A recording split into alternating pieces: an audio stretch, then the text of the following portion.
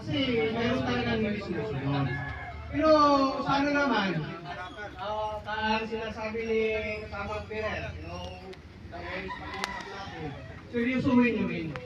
Kasi nakakasama rin ang loob pagka nakasuspindi kami. Pag nagsususpindi kami, naawa rin kami. Kasi tao lang kami. Kaya sabi ko nga sa inyo, ang batas, ang tuntunin, walang puso. Ang nagpapatupad, siya yung may puso. Kaya kami naunawaan namin kung kayo mawalan ng hanap buhay. 3 araw lang nawalang hanap buhay. 3 araw hindi mo mapapakain ng iyong pamilya. Malima na lang sa mayayaman natin kasama rito, no? Katulad ni Pierre, yan, pwede na hindi hanap buhay ng taon yan. Pero tayo, isang tuka, kailangan natin magsikat ng maigi na kasama. Pero po, at isa pa, tungkol dito sa ating pananalapit ay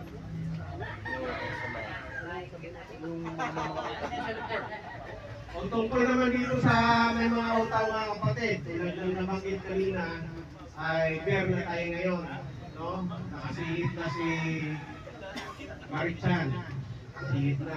So, kumanta na ba? O kumanta na? Nakasihit pa, kumanta na. Ngayon mga kapatid, mga kasama, ilang buwan na lang, matatapos na rin ang taon, no? Nandito pa rin tayo. Sama-sama pa rin naghanap buhay.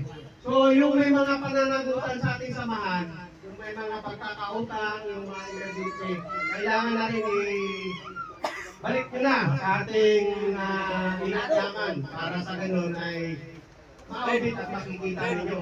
Ayan po ang record ng ating pananalapit ng ating samahan.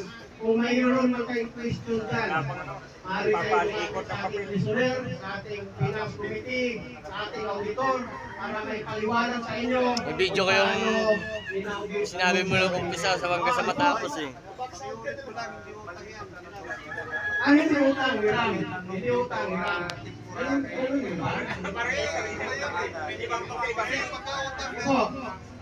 Pwede ba yung mga sinasabi, hiram mo utang, pwede ba naman isulat i-display para nalaman din kung ano yung natin? Para rin na mag-monitor kung ipapayag ka o hindi. Tama yun. Ngayon, sinasabi pa lang namin sa inyo bilang alala pa lang. Pero pagka talagang dumating na yung mga last 2 months bago magtapos ang taon, siguro ilalagay na natin, pasin na natin kung sino yung may mga pagkakautang para maubigang babayaran. At sa ganun, kung sino man yung mamumuno o harap sa inyo tuwing